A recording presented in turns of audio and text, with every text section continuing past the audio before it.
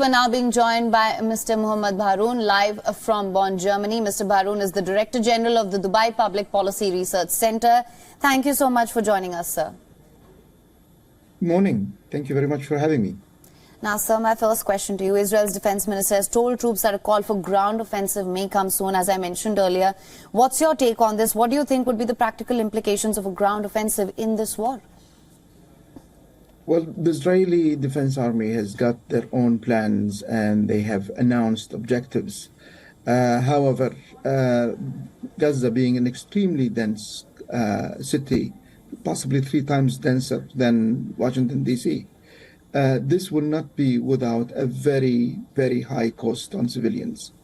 This might be a political win to quell people's fear, show that the government can respond and retaliate, but it will have a very dear price when it comes to both tactical and strategic objectives.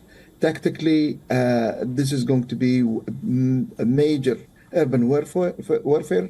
There will be casualties on both sides, also on the Israeli side.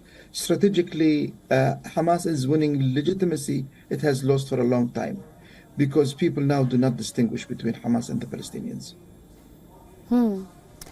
So there are concerns of this war spilling into a wider regional conflict as well, especially with the involvement of Hezbollah, with no peace in sight. What's your assessment of the diplomatic efforts so far? Do you think peace can be negotiated anytime soon? There's a lot of efforts trying to contain this. As you can see in Lebanon, Hezbollah is still attacking on its own territory in the areas that has always been contentious. When it comes to the PMF forces in Iraq and the Houthi, they are targeting the U.S., they're not targeting Israel so far. But that is an indication that this could blow up.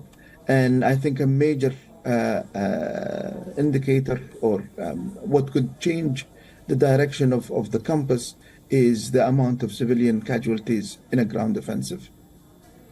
And the United States is preparing to send 2 Iron Dome missile defense systems back to Israel. President Joe Biden is hoping to secure more aid for Israel by the Congress as well. What's your take on the United States' involvement here? Well, the United States is doing what it's always done, which is standing by Israel. This is a commitment on both sides, and they've always done it. I mean, giving Israel air defense capability at this point is very important to prevent more casualties, civilian casualties. However, supporting a ground offensive might have implications in the U.S. Remember, President Joe Biden, when he went to Tel Aviv, he attended a cabinet meeting.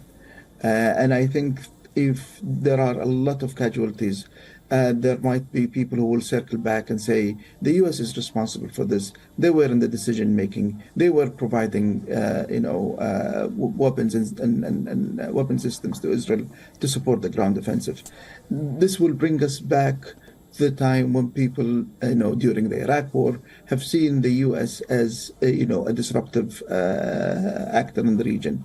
This is a time that we have passed. Now, unfortunately, we seem to be on the verge of going back to it.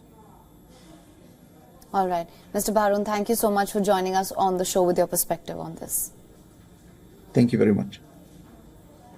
WION is now available in your country. Download the app now. Get all the news on the move.